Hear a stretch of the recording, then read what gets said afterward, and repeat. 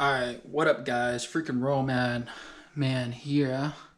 Back again. We got this in the garage. So slight bad news, but like super easy fix.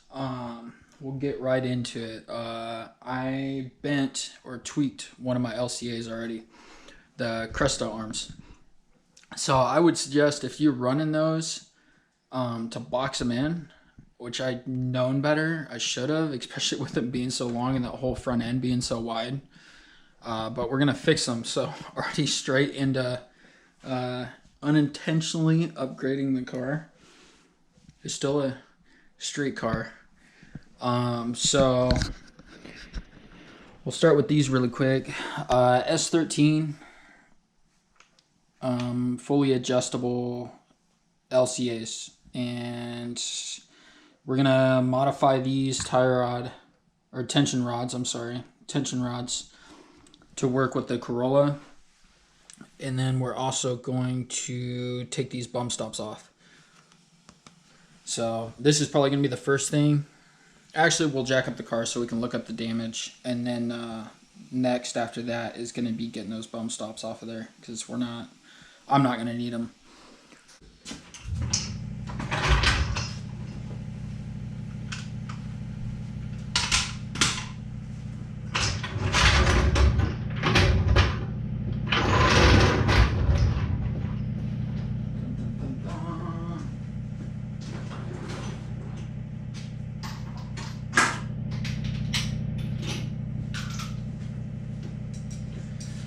Probably be wise to crack the wheel lugs before jacking it up.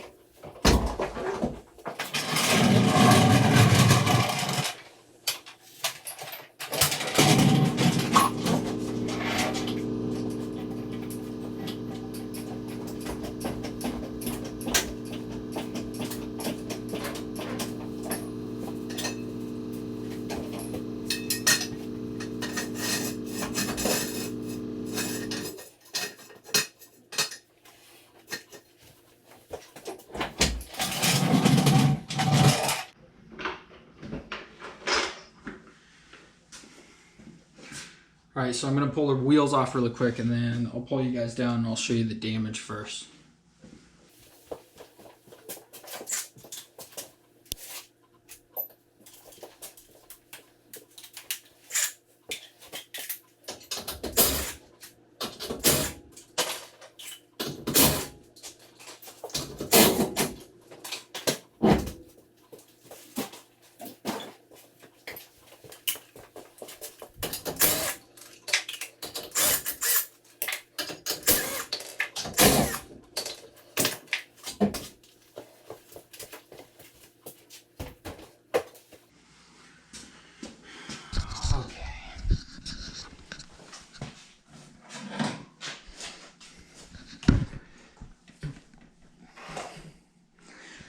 Hopefully, alright, you can kind of see what's going on there. So basically, a tire,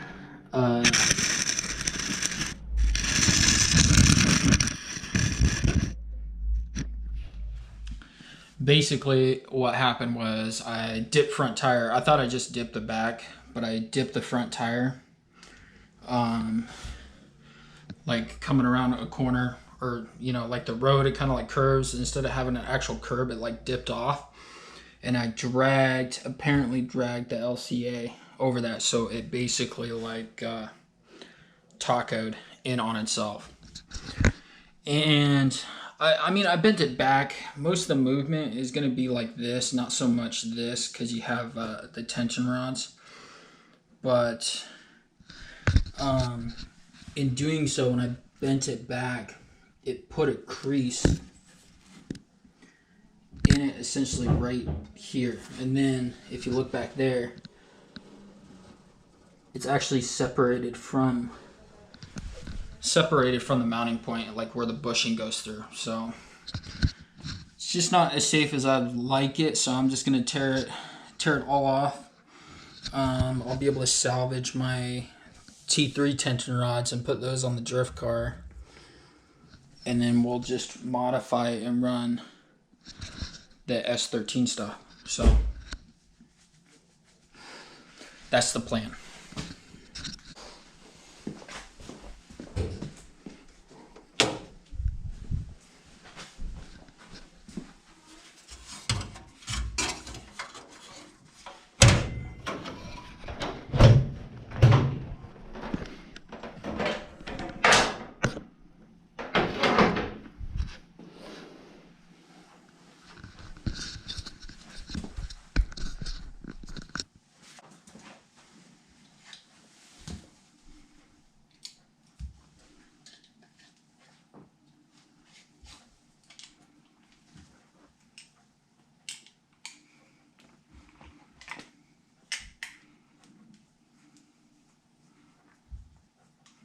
So we're just going to start by removing the actual stops themselves before the mount.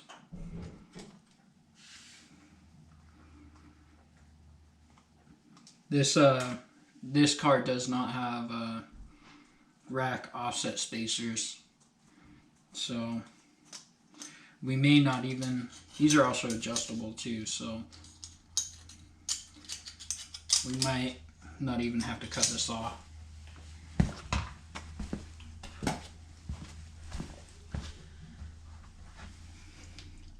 Let's get them apart first, because I know this is going to be way too much already.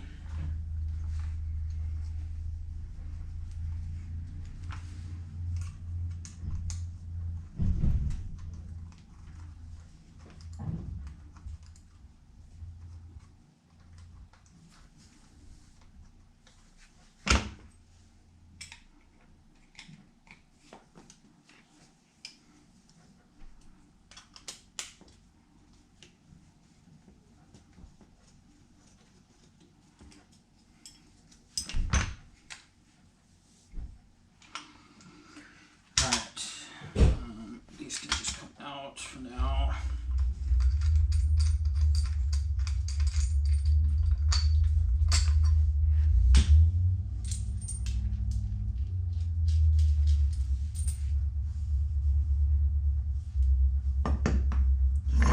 Should be for that side.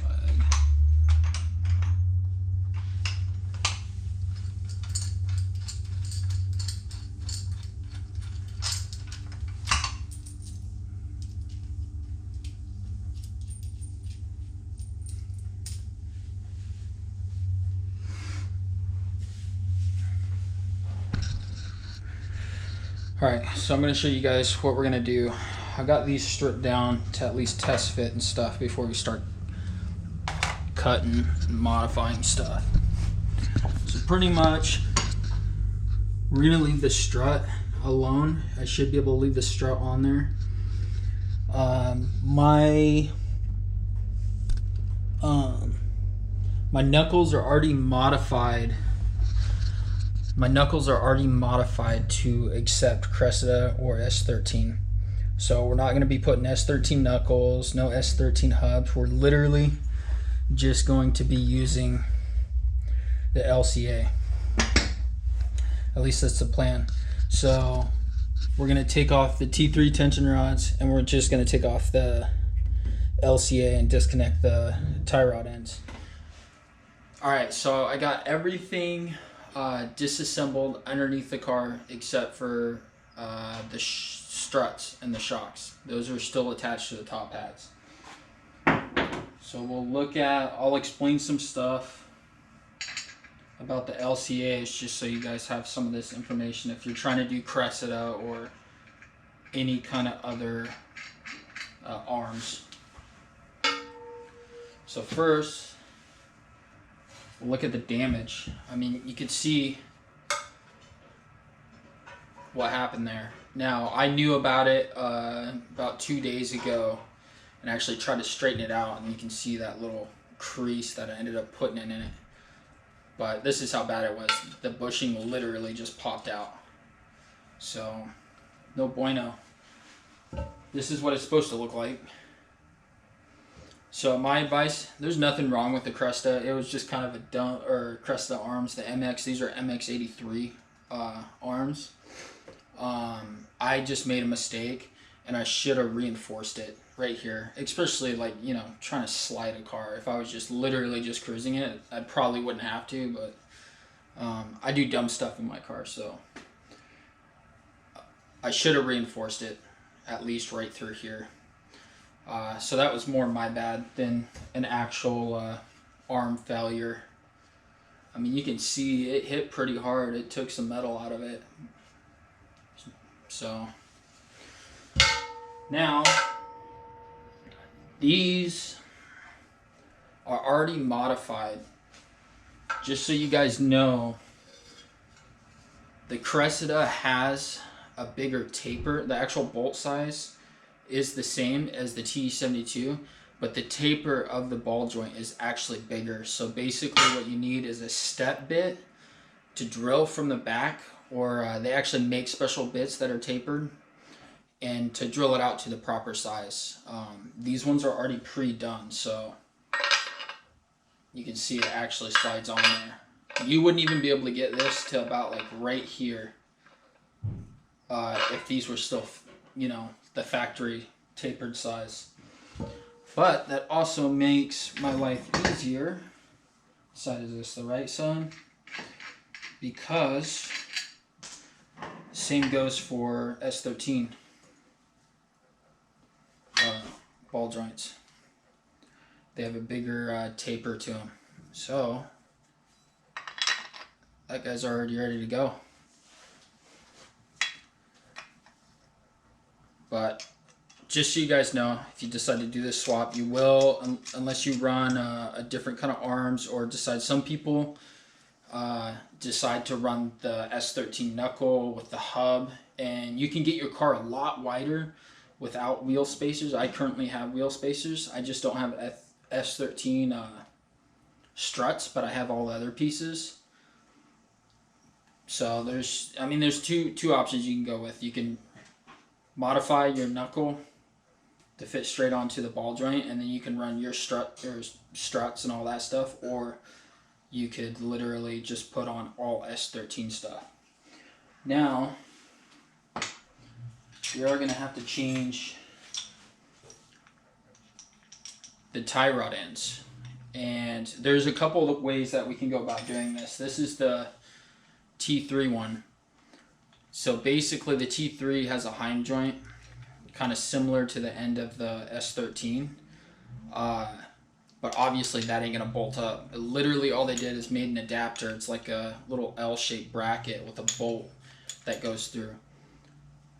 So my plan is to use this L shape. I want the length roughly the same, but I'm also going to check and see if I can actually just pull this Heim joint straight out of here, use this whole top half with the Heim joint, and screw it into that guy. I think that's going to be my first plan. We'll go with that one. If not, like I said, pretty simple to do if you're trying to do this yourself and you don't have like extra Heim joints and stuff laying around. All you do is make an L-shaped bar that you can run a bolt through with a nut on the end, and you can bolt this S13 style straight to your te72. Fun little side note. So I am going to get one side together, and then I'll show you guys what it looks like, and what I have to modify, if I have to modify anything. In some cases, I don't know if some cars are different, but the bushings for MX-83, some people, because this swap has been done before, the Cressida, some people say that you have to modify your subframe or modify the bushing in order to get it in the subframe. In my car's case, unless it was already previously done, my subframe, it already accepted the Cressida. So I'm going to check the S13 one. I'll let you guys know if I have to modify it. If not, it's going to be in the car, and then I'll show you guys when at least one of the sides is back together. See you in a few.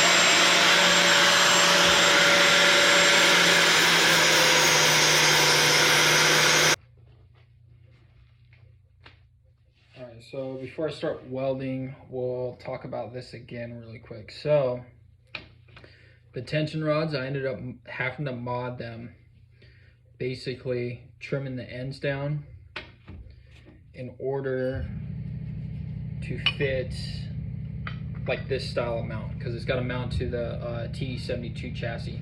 But see, these are way too small, the T3 stuff. So I'm just gonna save my T3 stuff. We'll huck it on the other car when I have time. So I ended up just making some out of some flat bar. And this is just, it's like one size smaller than the T3, which is fine. It's gonna have more tension like this way. So I'll show you what we're gonna do to reinforce these really quick. But basically, we got our S13 tension rod that goes onto the S13 LCA. Then we got these brackets which slip on there like so. So a bolt will run through here, and then a bolt will run through here with the mounts for the te72.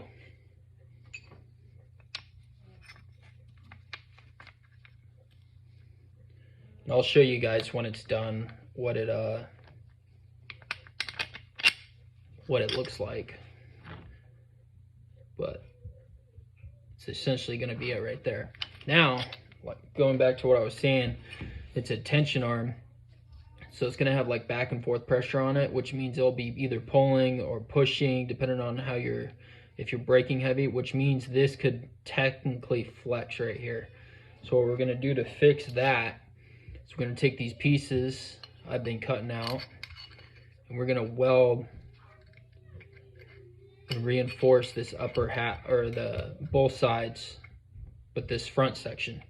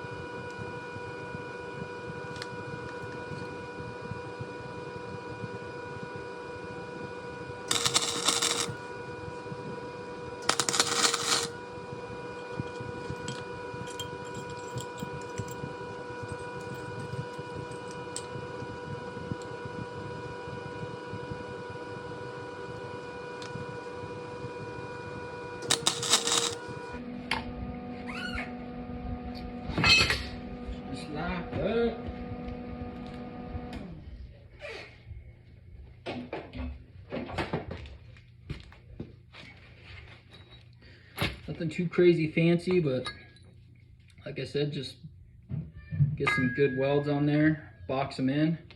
I'm gonna go ahead and clean them up, get them painted, assembled, probably one side on the car, and then we'll get back to you guys and show you what's going on. All right, so I got everything bolted on the car. We'll do a quick walkthrough on what I did and how I made it work. That's from tie rod ends, LCAs, to tension rods. S13 stuff modified for te72 knuckles and adapted so the tension rods can mount to the power braces or whatever you want to call them. Okay, so as you can see, we'll start with the LCA itself. Like I said earlier, you're gonna have to re-taper out your te72 steering knuckle, unless you're running something aftermarket, because the ball joint is slightly bigger on the S13 stuff, just like the MX83 arms. Mine were already done. So then the Heim joint, depending on your subframe, you're gonna have to clearance the Heim joint, basically shave just a little bit off each end. It's not very much, just enough to get it to fit up in there snug. And then there's a bunch of different ways you could do this. I decided to make it similar to like the T3 style, where basically it's got like a brace here and then bolts in here, so you still have all this adjustability. You could run a bolt through, you could extend these longer, drill a hole through here, taking that piece out and reinforcing this. I mean, there's a bunch of different ways to go about it. This is just how I happen to do mine. So I just followed the T3 design and then, you know, made my own adapters. And then since I use slightly thinner metal than the T3 stuff, I went ahead and reinforced both sides, so there's not going to be any flexing back and forth. Now, the other thing is, on my car, I'm running the AW11 or AW11 quick rack. So before I had manual inner tie rods and then power outer tie rods. Now, because these are slightly longer, even adjusted all the way in, I am running AE71 power steering innards and then T72 steering box centers and T72 the like center of the rack. This isn't even actually technically, I don't even think a tie rod end. This is basically the piece that you find on the inside of your T72 steering box.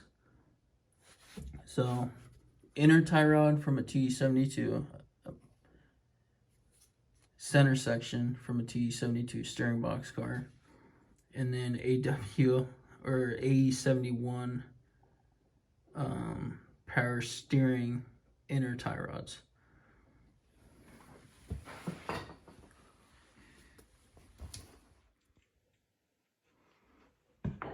Oh. I was stumbling there a little bit, so I'll say it one more time. So basically, the Heim joints, you're going to want to clearance those to fit your subframe. Tie rods, depending on what you're running for a rack, it's going to vary. My setup, like I said, is an AW11 quick rack. I'm running AE71 power steering innards, T72 the center section, and then T72 inner tie rods. I'm using them for my outer tie rods. and that gives me plenty of adjustment. And then the tension rods, basically you're just gonna make a version of this, or run a bolt, you know, go to the hardware store. This is probably the simplest way. Go to the hardware store, get you could probably use your factory bushings and the washers that come off your stock tension rods. Use those, and then just run a bolt straight through to the tension rod. It's probably the simplest way to do it. I made mine look like this, and it works. So I'm gonna go ahead and put the car on the ground, and we'll see what it looks like. Yo, what up guys? Freaking, it's the next day, running a little bit behind. I apologize about that. I had to redo my whole geometry on the car, but it is all done. Let's take a quick look at it. So as you can see, it's the same width as it was before. Same aggressive stance and all that. I had to adjust the caster, change the tire rods. But yeah, that's gonna be it. I'm gonna take this out, go for a quick little rip, make sure everything's all good, nothing crazy, so I'm not gonna film it.